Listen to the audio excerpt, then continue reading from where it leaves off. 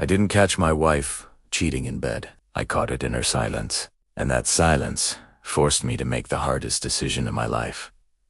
We weren't a perfect couple, but we were stable, predictable, comfortable, married for 9 years. Our life was a rhythm of same routines, same weekends, same conversations. Somewhere along the way, I stopped asking deep questions, and she stopped volunteering honest answers. I thought that was just marriage, the comfortable settling in of a long-term relationship.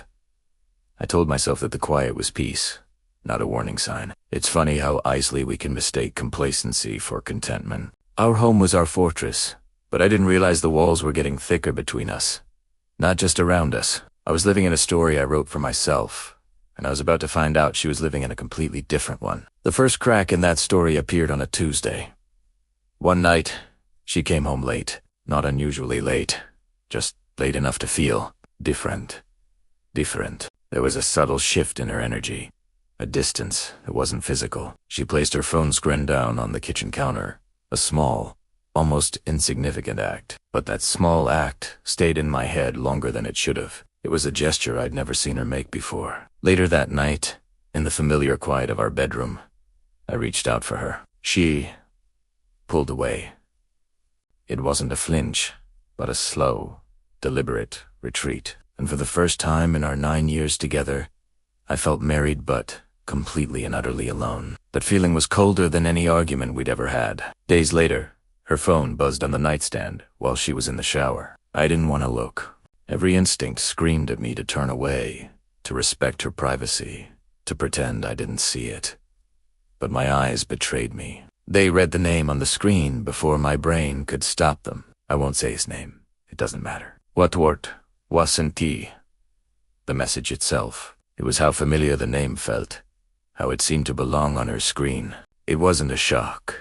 It was a confirmation of a fear I hadn't even let myself form. That's when I understood something painful. Cheating doesn't always start with both. It doesn't always happen in secret hotel rooms. Sometimes it starts with attention, with sharing a part of your day, a laugh, a private thought, with someone else. Her emotional world had a new center, and it wasn't me. I didn't confront her immediately. For 2 days, I lived with the truth alone. It was the longest 2 days of my life. I became an observer in my own home. I watched her laugh at something on her phone at dinner. I watched her fold laundry, a mundane task that suddenly felt heavy with unspoken secrets. She'd ask me about my day, her voice normal, her expression kind. And every time she smiled, I wondered who else had earned that version of her today. The hardest part wasn't the anger. I expected fury, a storm of rage. But what I felt was a hollow, persistent doubt. Was I not enough? Did I miss something? Or did I just ignore the signs because life was comfortable and facing the truth was too hard? I played back months, even years, in my head, searching for the moment I lost her, the moment I stopped being her person. When I finally asked her, my voice was calm, almost detached. We were sitting in the living room, the TV off, the silence between us deafening. I just looked at her and asked, "How long?" She didn't deny it. She didn't cry either, which somehow hurt more. There were no excuses, no dramatic pleas. So whose side? I didn't plan for this to happen. That one sentence ended everything inside me. It was the final nail. Because nothing meaningful, no deep connection, ever happens by accident. It happens through choices. A choice to reply to a message. A choice to share a secret. A choice to build a world that didn't include me. She was asking me to believe it was an accident, but I knew it was a series of deliberate decisions. She asked for time, for understanding, for another chance to fix what was broken. And maybe another version of me, a younger me, a more fearful me, would have stayed. The thought of starting over at this point in my life was terrifying. The thought of selling the house, dividing our lives, explaining this to our families.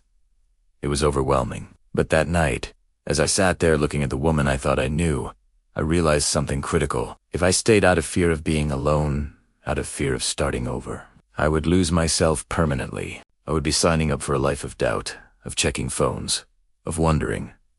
So I packed a bag, not with anger, not with resentment, but with a strange and quiet clarity. Walking away from my home, from 9 years of my life, didn't feel powerful. It didn't feel like a victory. It felt kitsmol. But sometimes, the quietest decisions are the ones that change your entire life. I didn't leave because I stopped loving her. In a strange way, I still did. I left because I finally loved myself enough to stop accepting less than I deserved. I chose self-respect over a broken love.